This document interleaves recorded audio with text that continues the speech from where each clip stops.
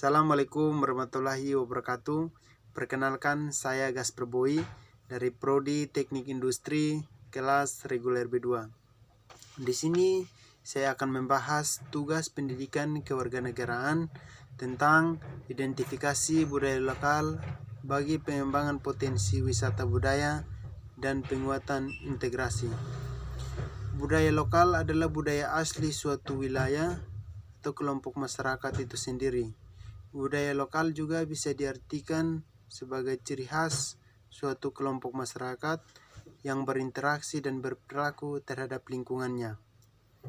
Di era globalisasi saat ini, perkembangan ilmu pengetahuan dan teknologi yang berkembang dengan begitu pesat menimbulkan berbagai macam masalah di bidang kebudayaan.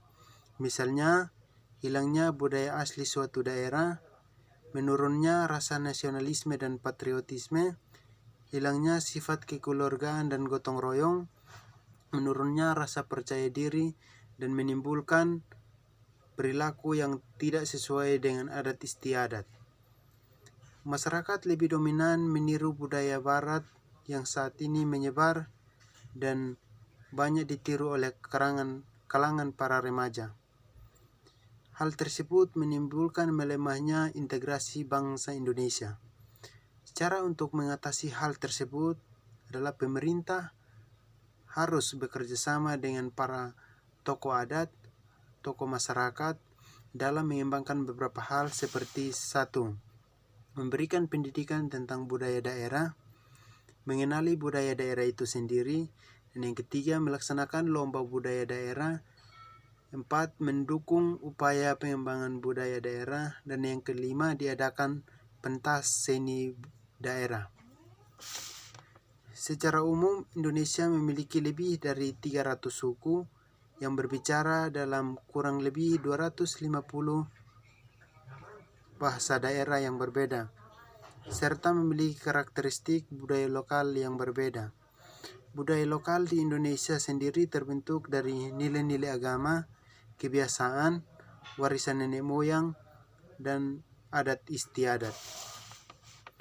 Seperti wisata lokal yang saat ini berkembang dan dikunjungi oleh para turis di Kupang, di Provinsi Nusa Tenggara Timur, tepatnya di Kabupaten Sumba Barat.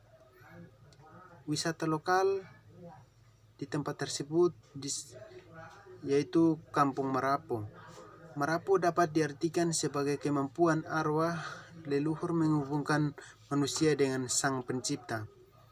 Mayoritas masyarakat Sumba percaya bahwa leluhur yang sudah telah meninggal dunia dapat berkomunikasi dengan Tuhan.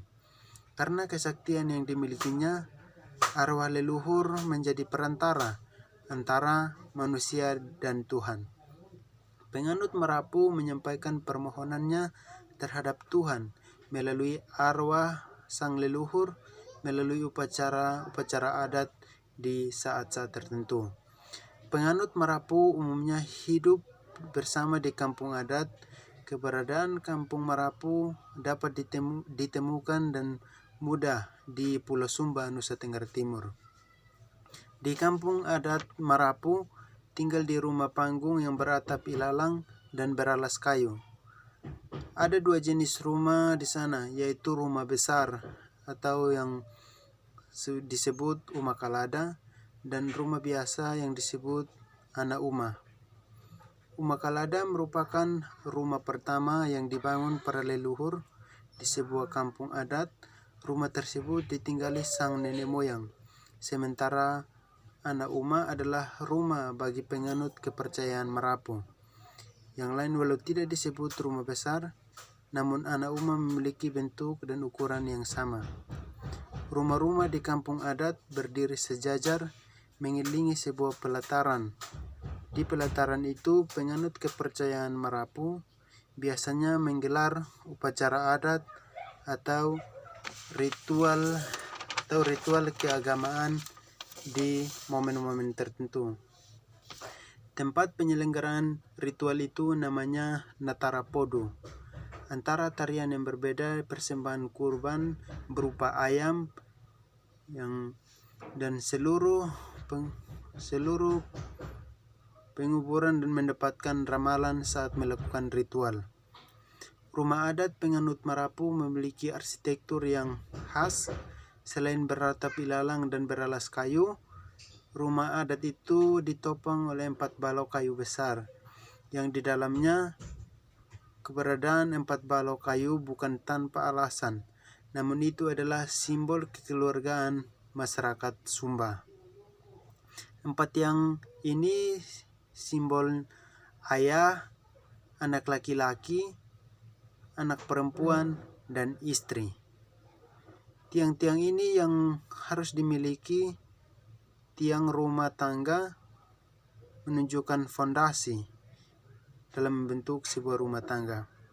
Penganut keluarga masyarakat Marapu memiliki beragam ritual besar keagamaan. 2 ritual besar yang menarik di perhatian adalah Wula Pondu dan Pasola. Wula Pondu adalah bulan suci yang menganut berupa harus yang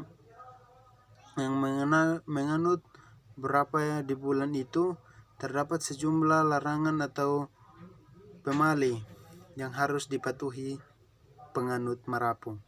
Selama Wula Pondu tidak boleh membangun rumah, mengadakan pesta apapun. Kalau ada yang meninggal, dilarang untuk ditangisi.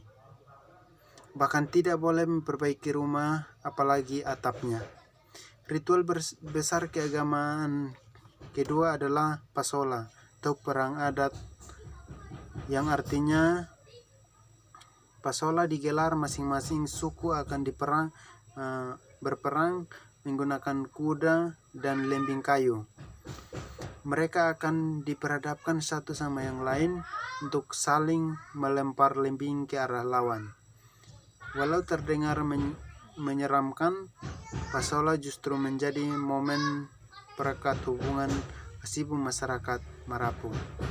Hal tersebut yang dikembangkan merupakan penguatan hubungan integrasi bangsa Indonesia yang harus ditiru atau perlu disupport oleh pemerintah agar tetap mengembangkan budaya lokal di daerah Sumba. Terima kasih. Wassalamualaikum warahmatullahi wabarakatuh.